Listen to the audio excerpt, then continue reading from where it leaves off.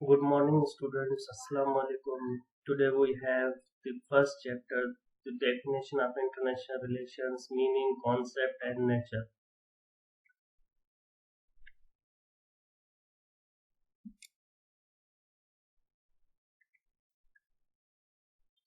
This is international relations, IR, and in this lecture we have just definitions and concept and meaning of IR.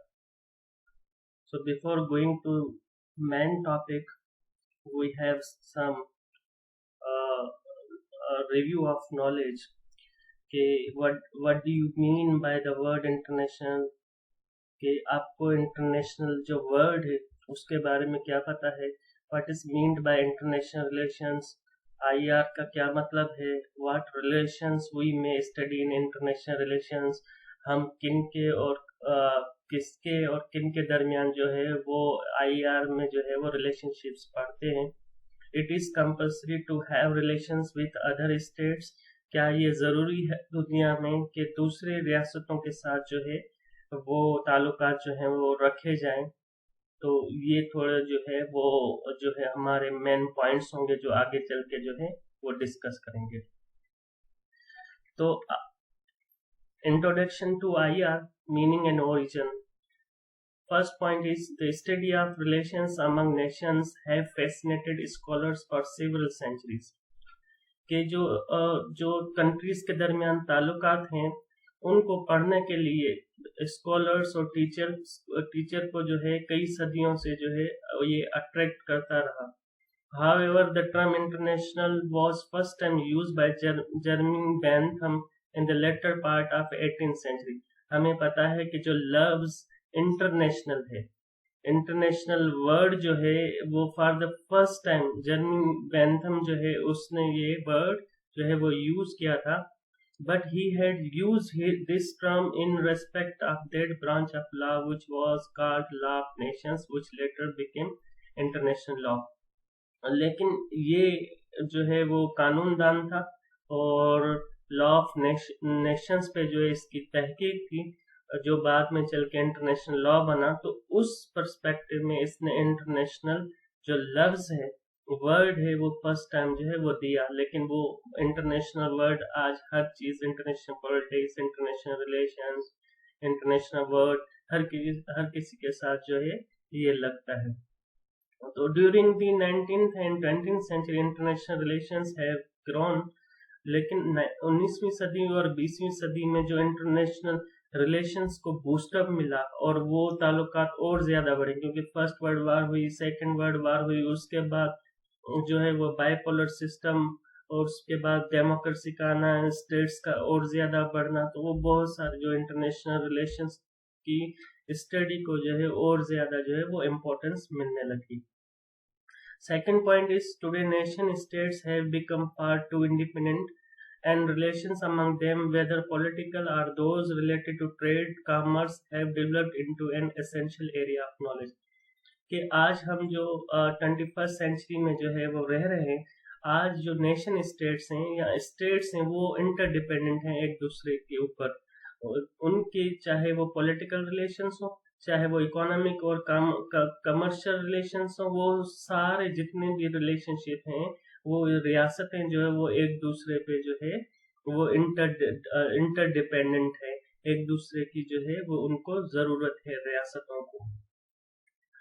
Third point is no nation is an island. हमें पता है कि इस दुनिया में 194 states हैं और कोई भी स्टेट जो है वो आइलैंड नहीं है, एक जिंदा कौम है, कंट्री है। Because domestic policies are constantly affected by the developments outside, nations are compelled to enter into dialogue with target or initiating entities or form alliances for the purpose of enhancing their status quo or increasing their power or prestige and survival in international system.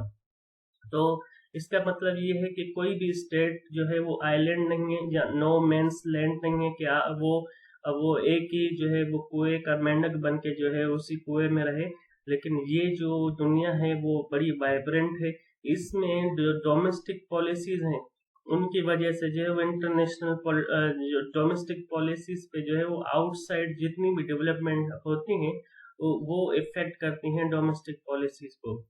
तो कोई भी जो रियासत है वो isolation में नहीं रह सकती, उसको दूसरी जो ममालिक हैं, कंट्रीज हैं, उनके साथ रिलेशनशिप भी रखना है, उनके साथ डायलॉग भी रखना है और उनके साथ जो है अलायंसेस और ग्रुप्स भी बनाने हैं ताकि अपनी जितनी भी अपनी और अपनी कौम या अपने लोगों की ज़रूरियात है उनको फुलफिल करे। और अगर पावर और स्टेटस को भी बढ़ाना है इंटरनेशनल सिस्टम में तो इसीलिए जो रियासतें हैं वो इंटरेक्ट करती हैं, वो कांटेक्ट रखती हैं और इसी तरह जो इंटरनेशनल सिस्टम में वो सरवाइव करती हैं। तो ये थोड़ा ओरिजिन और जो है इंट्रोडक्शन था आईआर का। अब हम चलेंगे डेफिनेशन पे। There are some definitions I have written here.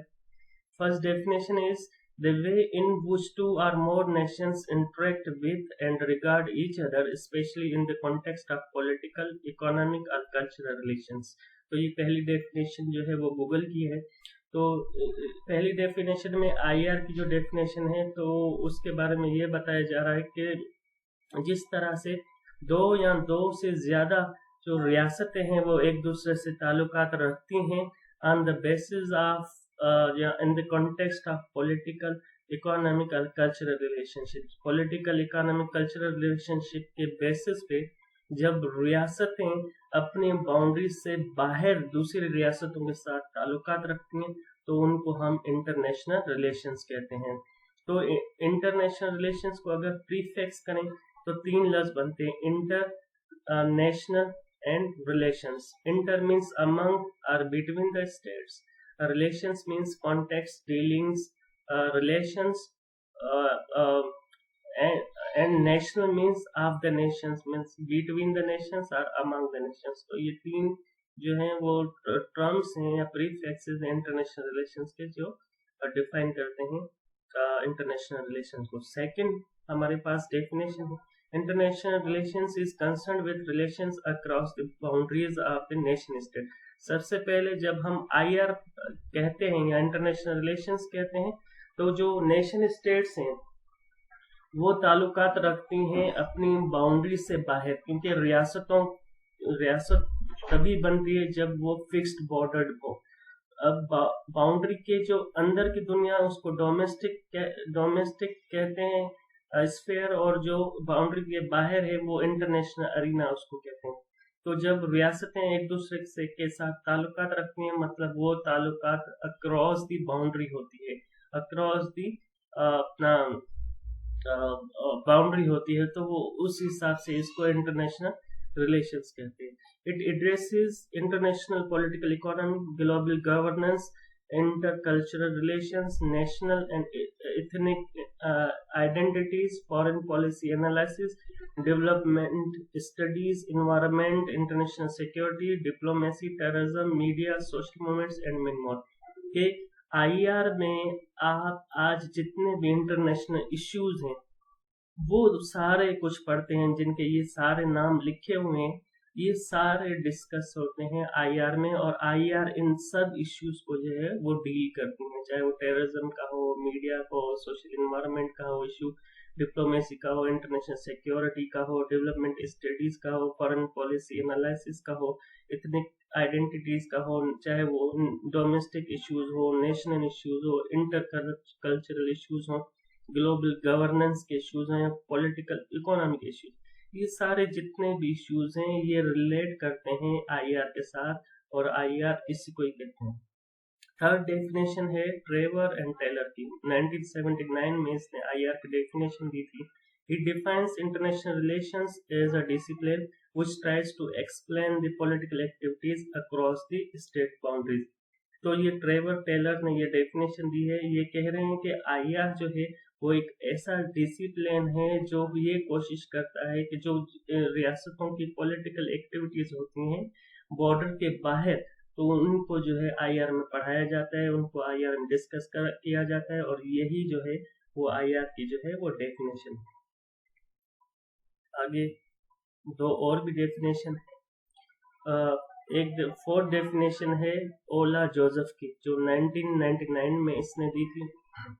इसके मुताबिक international relations are the study of all forms of interaction that exist between members of separate entities or nations within international system। तो ओला Joseph कह रहा है कि जो international relations हम उस स्टडी को कहते हैं कि जो रियासतों के दरमियान जितने भी ताल्लुकात हैं, चाहे वो पॉलिटिकल हो, सोशल हो, कल्चरल हो, एजुकेशनल हो, रिलीजियस हो, जितने भी ताल्लुकात हैं उन ताल्लुकात के लिए वो रियासतें आपस में इंटरेक्शन करती हैं। तो with in the international system में वो एक दूसरे से ताल्लुकात रखते हैं और ऑल फॉर्म्स ऑफ इंटरेक्शन, तो उसी को इंटरनेशनल रिलेशंस कहते हैं।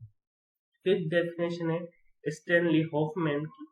ही rights the discipline of international relations is concerned with factors and activities which affect the external policies and power of basic units into the world is divided। तो Stanley Hoffmann कह रहा है कि जो international relations है उन factors और activities पे जो है वो कंसर्न है जो इफेक्ट करते हैं रियासतों की जो है एक्सटर्नल पॉलिसीज, मतलब फॉरेन पॉलिसी को जो है इफेक्ट करते हैं। वो फैक्टर्स और एक्टिविटीज कौन सी हैं? वो फैक्टर्स इकोनॉमिक हो सकते हैं, वो सोशल हो सकते हैं, वो पॉलिटिकल हो सकते हैं, एजुकेशनल, रिलीजियस हो सकते हैं, वो सारे हो सकते हैं। लास्ट में कह रहा है बेसिक यूनिट्स पे। यहाँ पे बेसिक यूनिट का मतलब रियासतें, स्टेट्स, नेशन स्टेट्स, जिस into which the world is divided, कि दुनिया जो है 194 स्टेट्स से जो है, जब 194 स्टेट्स बनती हैं तो दुनिया बनती है। तो इसलिए कह रहे हैं कि वो रियासतें जो डिवाइडेड है अपना दुनिया में। तो ये 5 डेफिनेशंस थी। लास्ट में international relations could encompass many different activities, social, economic, religious, so forth, in so far as they have implications for international political relations। तो इंटरनेशनल रिलेशंस में आप जो हैं वो सारे रिलेशनशिप स्टेट्स के दरमियान पढ़ते हैं।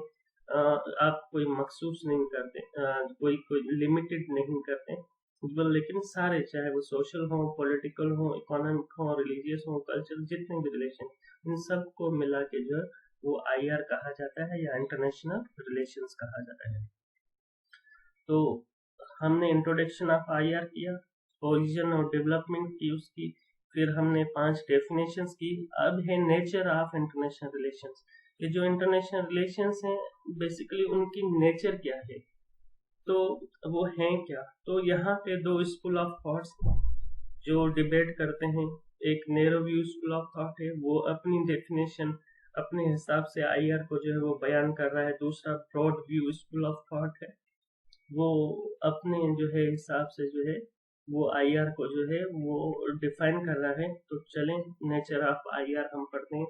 There is difference among the writers and scholars about the nature of international relations. Some scholars take narrow and strict view and regard it as official relations between the sovereign states। तो कह रहा है कि जब हम nature पढ़ते हैं international relations की, तो यहाँ पे आईआर के स्कॉलर्स और राइटर जो है वो दो चीजों में जो है, 2 स्कूल ऑफ थॉट में जो है बटे हुए हैं।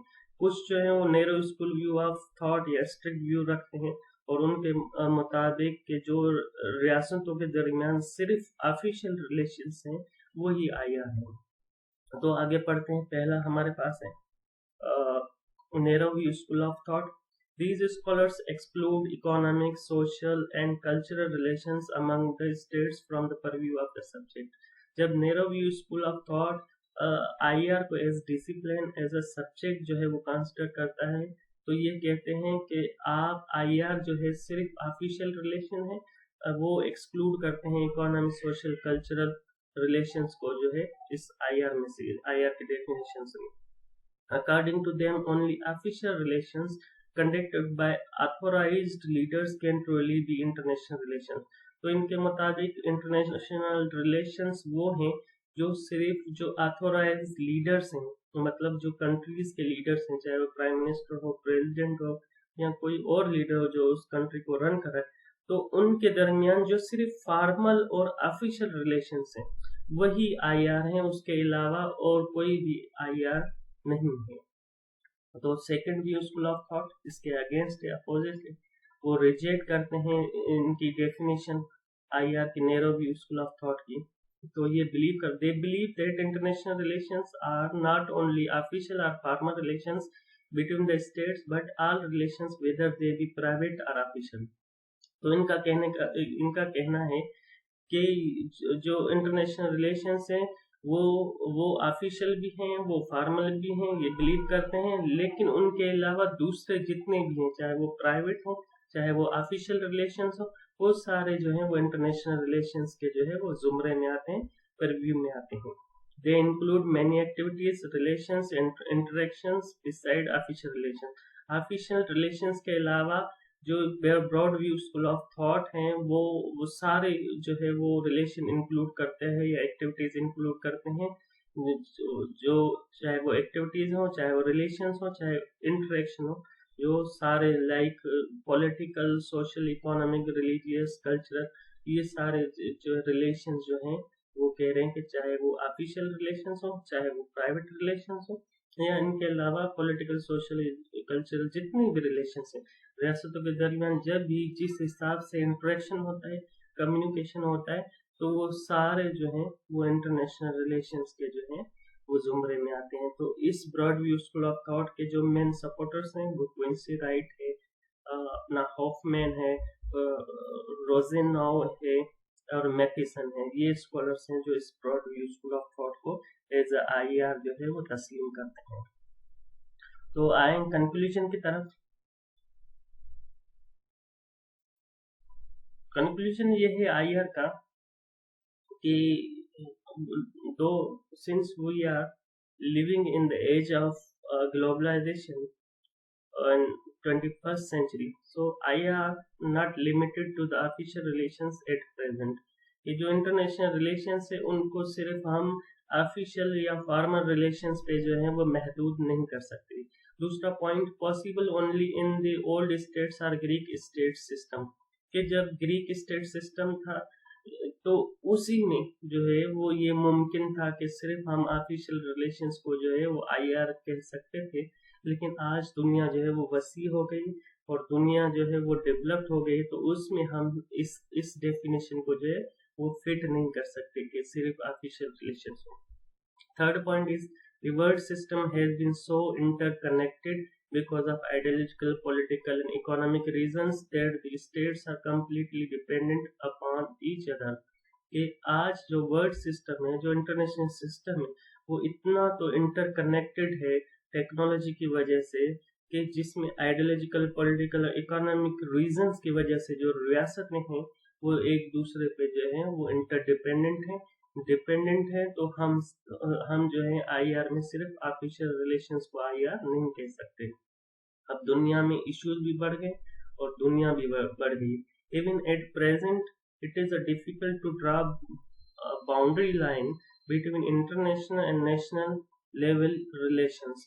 कि आज इतनी तो दुनिया में इंटरेक्शन बढ़ गई है कि हम डोमेस्टिक और इंटरनेशनल रिलेशंस में डिफरेंस नहीं कर सकते, क्योंकि आज इतने तो इश्यूज हैं कि हम उनको ये नहीं कह सकते कि जैसे ह्यूमन राइट्स के इश्यूज हों, चाहे वो देखो कोविड-19 का इश्यू है तो पूरी दुनिया जो है उसी में लगी हुई है। ये कोई कंट्री नहीं कह सकती कि ये हर किसी का वो डोमेस्टिक इश्यू है तो चुप करके बैठ जाए। ड्रग ट्रैफिकिंग के इश्यूज है, न्यूक्लियराइजेशन का इश्यूज है, ग्लोबल वार्मिंग के इश्यूज हैं, एनवायरमेंटल प्रॉब्लम के इश्यूज हैं, टेररिज्म का इश्यू है, बहुत सारे ऐसे इश्यूज हैं जो आज जो हैं वो चाहे वो डोमेस्टिक इशू है लेकिन वो इंटरनेशनल जो है वो नोयत के या ग्लोबल इश्यूज को कहलाते हैं। जैसे जो ह्यूमन राइट्स के, चाइल्ड अब्यूज के या ह्यूमन ट्रैफिकिंग के इश्यूज, रेफ्यूजीज के इश्यूज, ये सारे जो हैं अब इंटरनेशनल इश्यूज कहलाते हैं। Needs of people have increased, आज इस दुनिया में लोगों की ज़रूरियात बढ़ गई हैं, इसीलिए रियासतें जो हैं वो इंटरेक्ट करती हैं। मैनी ऑर्गेनाइजेशंस, एसोसिएशंस इमर्ज्ड, कि आज की दुनिया में इंटरनेशनल ऑर्गेनाइजेशंस भी हैं, रीजनल ऑर्गेनाइजेशंस भी हैं, नॉन गवर्नमेंटल ऑर्गेनाइजेशंस भी हैं, गवर्नमेंटल ऑर्गेनाइजेशंस भी हैं, तो इसलिए कम्युनिकेशन और बढ़ गया है। State should have to consider all aspects of human life. आजकल स्टेट्स जो है वो जितनी भी ह्यूमन लाइफ के एस्पेक्ट्स हैं, ज़रूरियात हैं, उनको देखती हैं, अपनी कौम की ज़रूरत को देखती हैं।